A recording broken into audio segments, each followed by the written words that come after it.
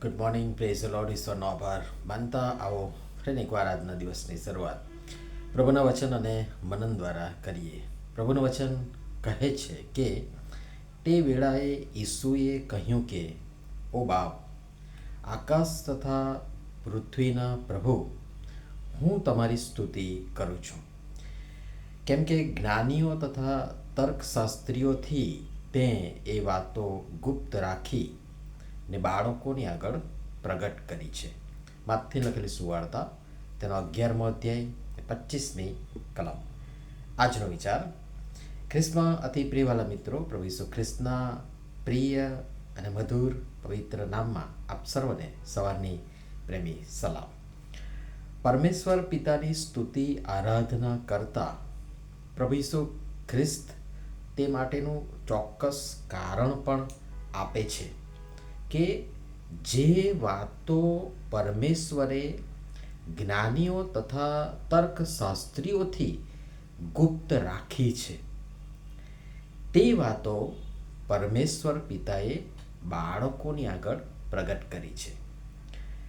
પોતાને જગતના માંધાતા જ્ઞાનીઓ ગણાવનારા પરમેશ્વરની નજરમાં નહીં જેવા છે, જ્યારે બાળક જેવા મન અને હૃદય જે નિર્દોષ ને પવિત્ર એવાઓને તે ચાહે છે. પ્રભુ ઈસુ ખ્રિસ્તે માથથી લખેલી સુવાર્તા 18 અને 1-5 બાળકોને પોતાની પાસે બોલાવી વચમાં ઊભા રાખી શિષ્યોમાં ચાલતા એ આકાશના રાજ્યમાં સૌથી મોટું કોણ, એ પ્રશ્ન કે વિવાદને સમજાવતા કહ્યું કે 18મા અધ્યાયની 3જી કલમ માથથી લખેલી સુવાર્તામાં તમે જોશો તો ત્યાં લખ્યું છે કે હું તમને ખચિત કહું છું કે જો તમે નહીં ફરો ને બાળકોના જેવા નહીં થાઓ તો આકાશના રાજ્યમાં તમે નહીં જ બેસશો.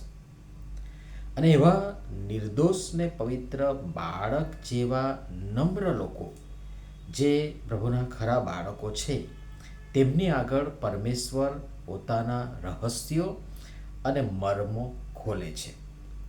પણ જગતની માનસિકતા કંઈક જુદી છે.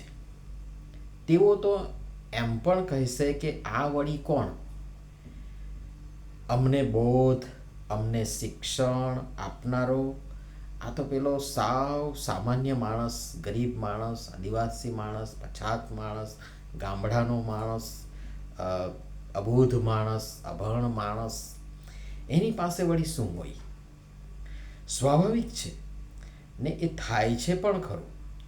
પ્રભુ ઈસુ ખ્રિસ્તને પણ આવી માનસિકતા ધરાવનારાઓએ તેમના બોધ સાંભળી, પ્રભુ ઈસુ ખ્રિસ્તનો બોધ સાંભળી અચરજ થઈને કહ્યું હતું. માથથી લખેલી સુવાર્તા 13મો અધ્યાયને 53-58 તમે જોશો, ત્યાં લખ્યું છે કે આ માણસની પાસે આવું જ્ઞાન ક્યાંથી? શું એ સુતારનો દીકરો નથી? એની માનું નામ મરિયમ નથી શું? અને ઈસુએ તેઓના અવિશ્વાસને લીધે ત્યાં ઘણા પરાક્રમી કામો કર્યા નહીં.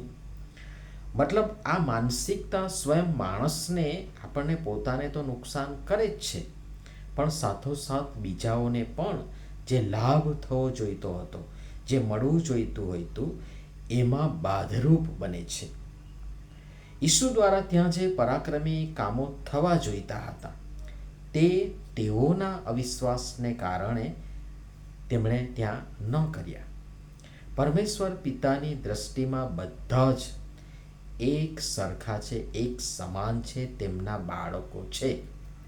કોઈ ઊંચ નથી, કોઈ નીચ નથી. અને તેથી એવા અભિમાનમાં રાજતા કે ફક્ત અમુક લોકોમાં જ જ્ઞાન હોય, તેમના ગર્વ કે તોરને ભાંગવા તેમણે એ મર્મો કે ગુપ્ત વાતો કે રહસ્યો એ બાળકોની આગળ અથવા બાળક જેવાઓની આગળ પ્રગટ કરી છે. શું સુથારના દીકરા પાસે જ્ઞાન ન હોય? શું આદિવાસી કે દલિત કે એ જે ભેદભાવો છે એ જ્ઞાની ન હોઈ શકે? અવશ્ય હોઈ શકે અને તેમનો ઉપયોગ થવો જોઈએ. જ્ઞાન કોઈ ખાસ લોકો કે વ્યક્તિઓ માટે જ મર્યાદિત નથી, સીમિત નથી, કોઈકની જાગીર નથી, પણ તે સર્વને માટે છે અને ખુલ્લું છે. ને જેની આગળ પ્રભુ પરમેશ્વર પ્રગટ કરે છે તે સર્વનું છે. અને તેથી એવી માનસિકતામાંથી આપણે બહાર આવીએ. પ્રભુ સમજવા આપણ સર્વની સહાય તથા મદદ કરો. નમીએ પ્રાર્થના કરીએ. પ્રેમાળ પિતા, તમે સર્વને બનાવ્યા, માણસ બનાવ્યા, પણ અમે પોતે અમને પોતાને જાત જાતના વાળાઓમાં વહેંચી દીધા. પણ તમે ક્યારેય ભેદભાવ રાખતા નથી ને સર્વને સમાન ગણો છો. અને જે જ્ઞાનીઓ તથા તર્કશાસ્ત્રીઓથી ગુપ્ત રાખી એ વાતો તમારા બાળકોની આગળ તમે પ્રગટ કરો છો. માટે આભાર માનીએ છીએ. કૃપા કરી એ સમજવા સર્વની તમે સહાય તથા મદદ કરો. પ્રભુ ઈસુના નામમાં આમેન. ધન્યવાદ.